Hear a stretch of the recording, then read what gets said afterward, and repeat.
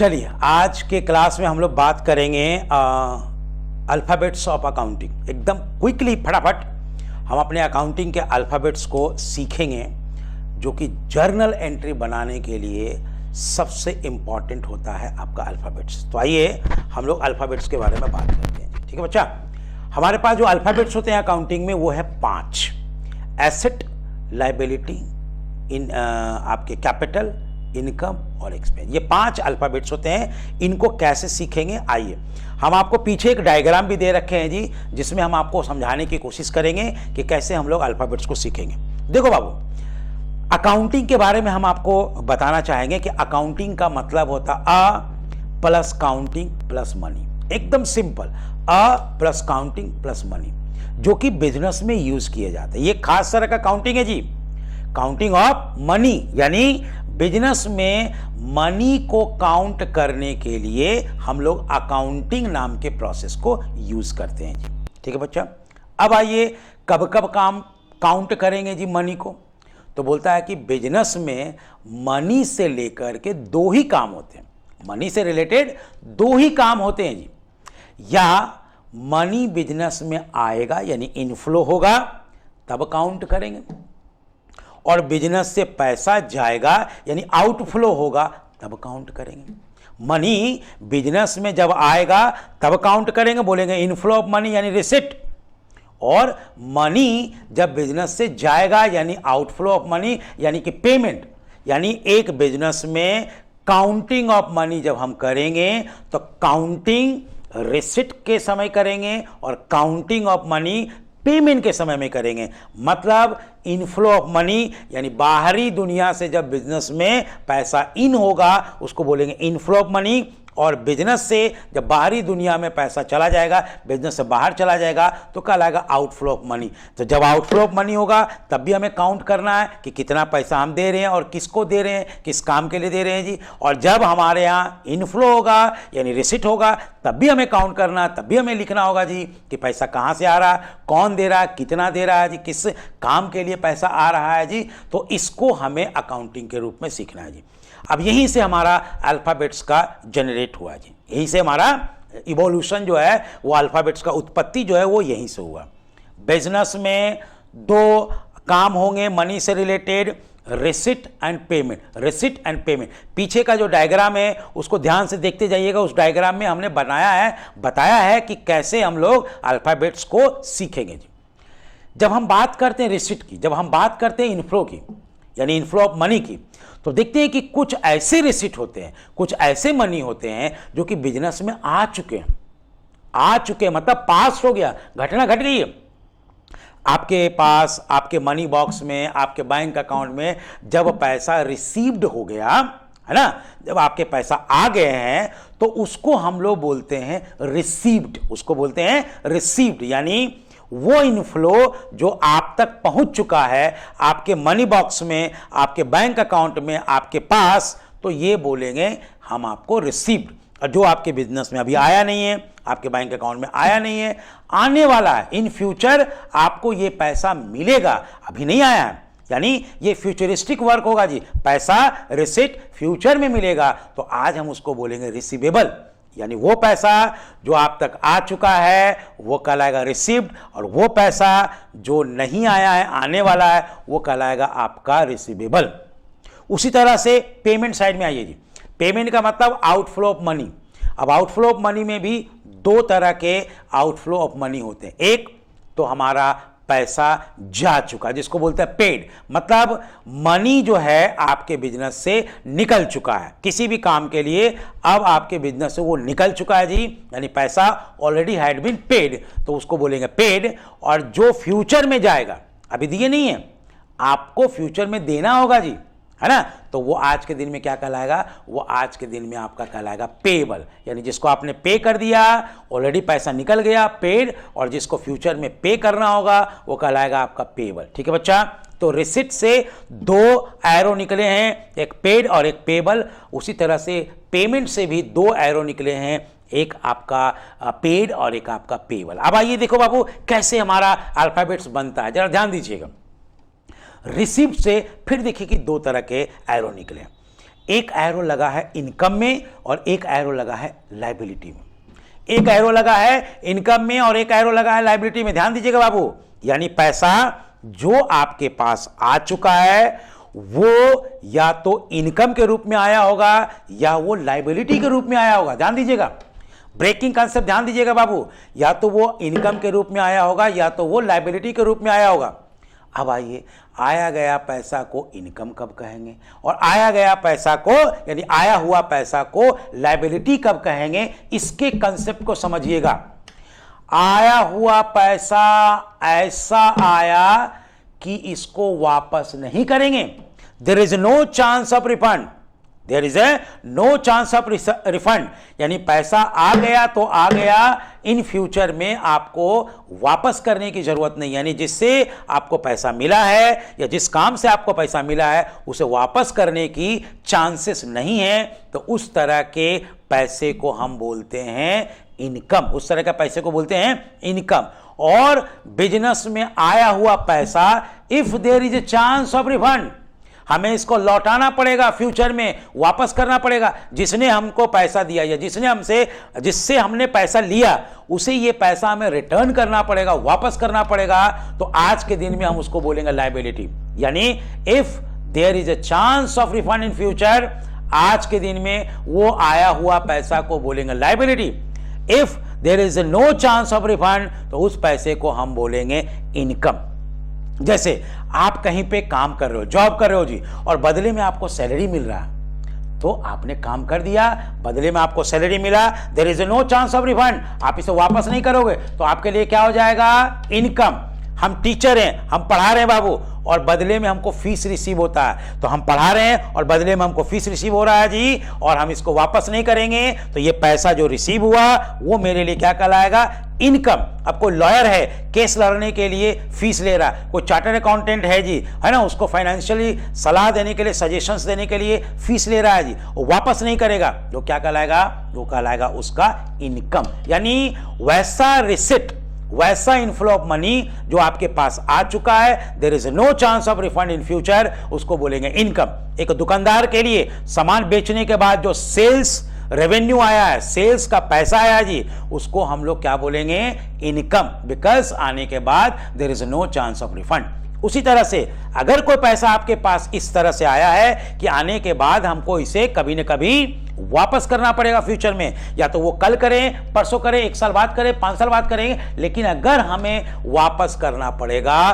तो वो पैसा हमारा आज के दिन में कहलाएगा लायबिलिटी। जैसे अगर हम मार्केट से पैसा उठा रहे हैं जी, बैंक से ले रहे हैं पैसा लोन के रूप में, पैसा तो आ गया हमारे पास, रिसीट हो गया जी, लेकिन there is a chance of refund in future, इसको हमें बाद में लौटाना पड़ेगा, तो इसीलिए हम इसको क्या बोलेंगे, लायबिलिटी बोलेंगे।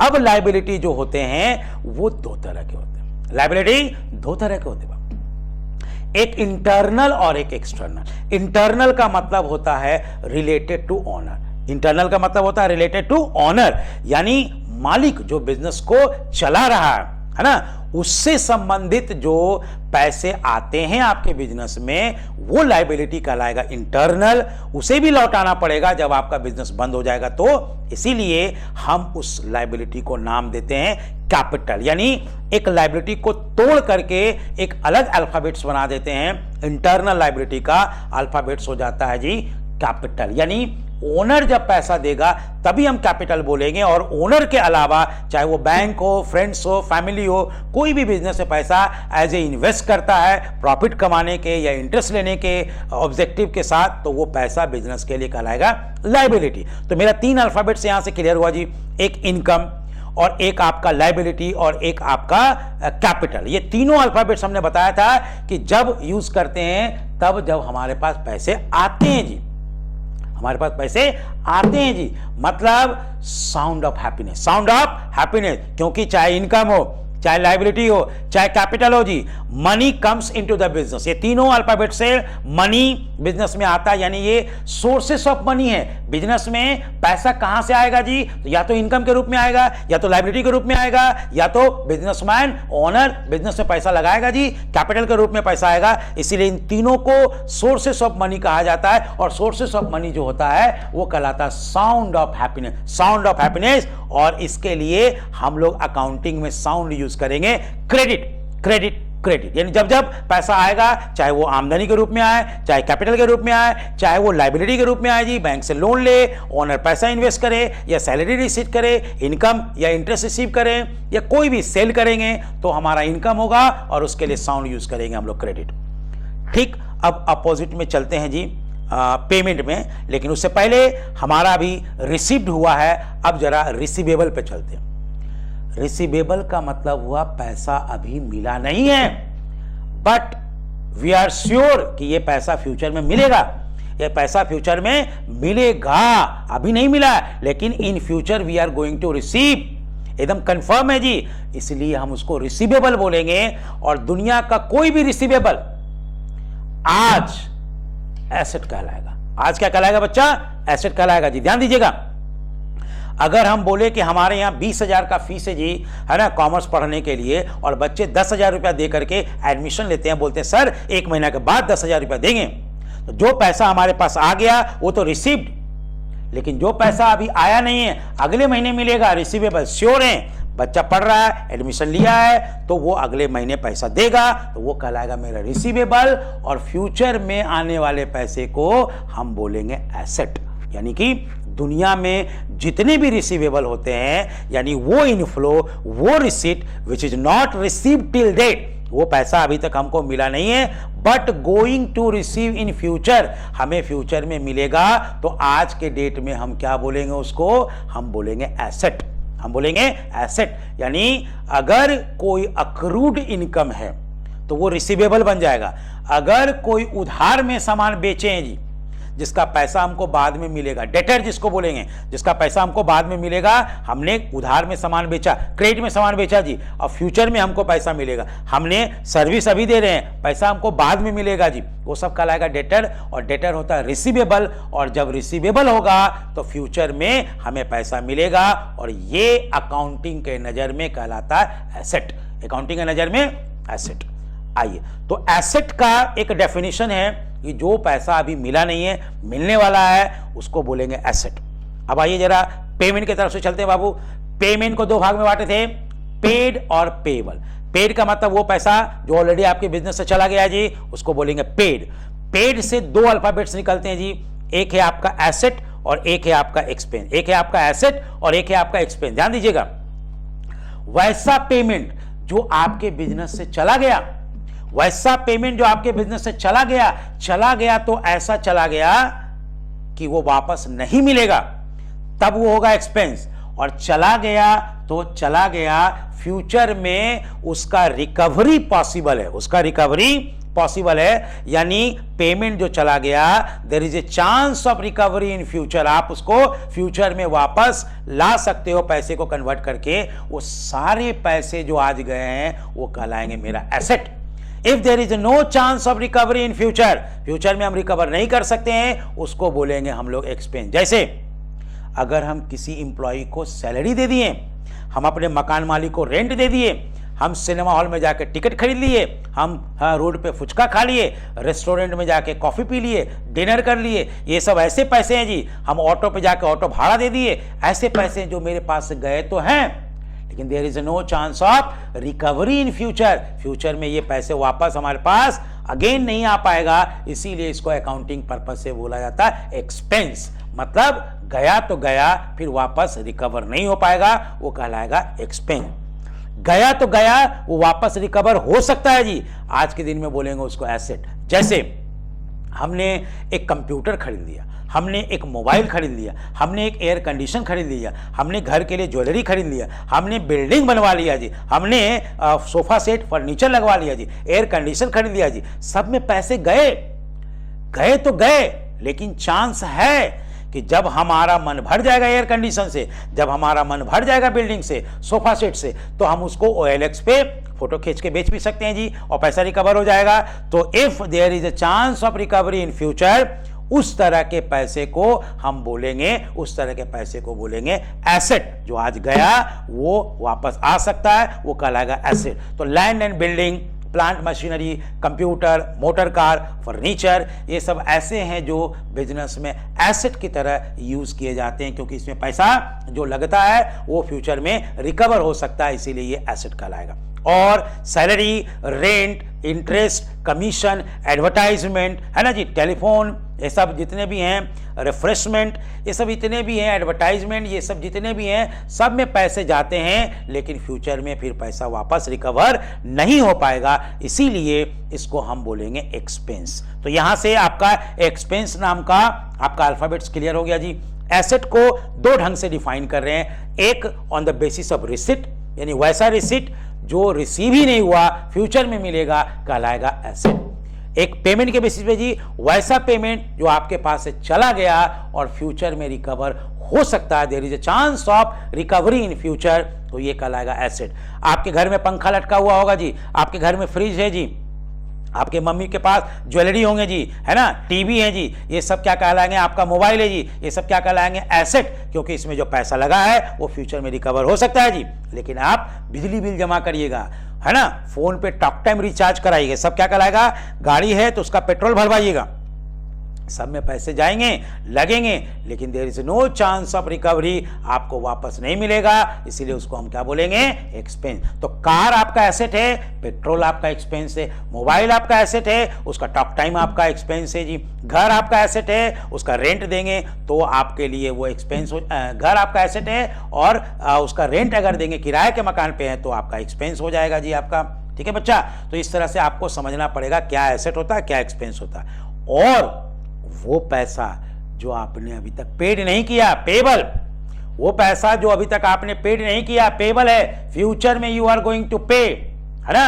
आपने बिजली कंज्यूम कर लिया, पेमेंट नहीं जमा करा है, बिजली बिल नहीं जमा करा है, आपने स्टाफ से काम ले लिया, उसका सैलरी नहीं पे किए जी, है ना, आप मकान में 2 महीना से रह रहे हैं जी लॉकडाउन में, उसका रेंट नहीं जमा किए, ये सब क्या कहलाएगा आपका, ये सब पेबल कहलाएगा। और जब भी पेबल के बारे में बात करेंगे तो दुनिया के जितने भी पेबल होंगे, आपके ऊपर एक बोझा है, एक कर्जा है, यानी उसको लायबिलिटी बोलेंगे। तो लायबिलिटी को भी दो ढंग से हम लोग डिफाइन करते हैं, एक on the basis of receipt, यानी जो पैसा आ गया उसके आधार पे आपका लायबिलिटी बनता है जी, और एक on the basis of payment, on the basis of payment, यानी उसके आधार पे जो पैसा हमने अभी दिया ही नहीं है, पेबल है, वो कहलाएगा हमारा लायबिलिटी। तो चलो आपको क्विकली देखते हैं जी बच्चा।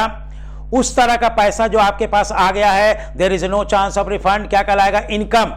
उस तरह का पैसा जो आपके बिजनेस में आया है और कभी न कभी इसको वापस करना पड़ेगा, there is a chance of refund, liability. और वो लायबिलिटी जो ओनर से संबंधित है उसको बोलेंगे कैपिटल। और अदर देन ओनर, बैंक से, फैमिली से, रिलेटिव से, है ना, फ्रेंड से पैसा लेंगे, बिजनेस में चलाएंगे, इन्वेस्टर से पैसा लेंगे बिजनेस को चलाने के लिए, वो कहलाएगा एक्सटर्नल लायबिलिटी, और वो अल्फाबेट्स आएंगे लायबिलिटी। एसेट, वो पैसा जो अभी तक मिला नहीं है, फ्यूचर में मिलेगा, going to receive in future, आज के डेट में क्या कहेंगे, एसेट।